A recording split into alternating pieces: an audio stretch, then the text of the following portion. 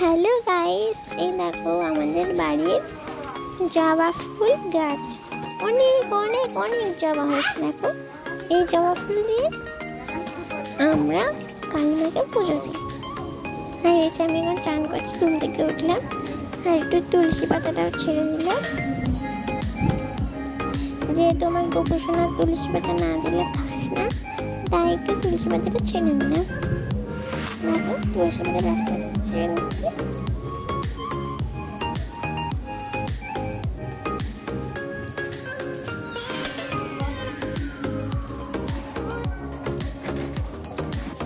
এরপরে আমি গোপালকে আস্তে আস্তে একটা একটা করে তুলসী পাতা দিয়ে দিচ্ছি।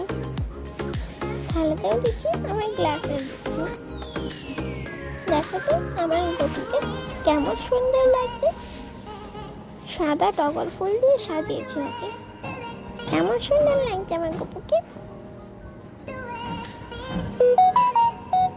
আর এই যে আমাদের ঠাকুর ঘর, এখানে মা লক্ষ্মী এখানে দিয়ে দিলাম তুলসী পাতা। আর এদিকে আমি যেহেতু চান করে উঠেছি, সেটা চুলটা আছড়ে নিচ্ছে। আর চুলটা না আমার হেভি জ্বর হয়েছে, হাতে হেভি কষ্ট হয়। আর এদিকে আমি চুল দিচ্ছি, আর এদিকে বাবা ছাতু বানাচ্ছে। এই যে বাবা ছাতু বানাচ্ছে, দেখে এই যে বাবা লেবু কেটে দিচ্ছে।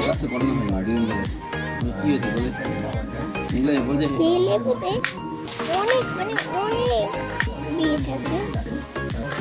এই যে বাবা এখানে পেঁয়াজটাও কেটে দিচ্ছে, পেঁয়াজ।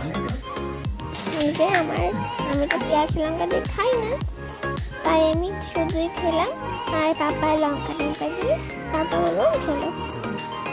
আর এদিকে আমি একটু বই নিয়ে বসে গেলাম, পড়তে বসলাম।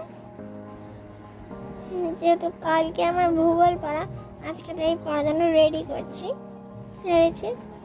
আর আজকে স্কুল যাইনি আমি, সকালে ম্যামের কাছেও যাইনি, কারণ ঘুমিয়ে গেছি। আর উঠতেই ভুলে গেছি, আমি রাতে জেগেছিলাম তো তাই।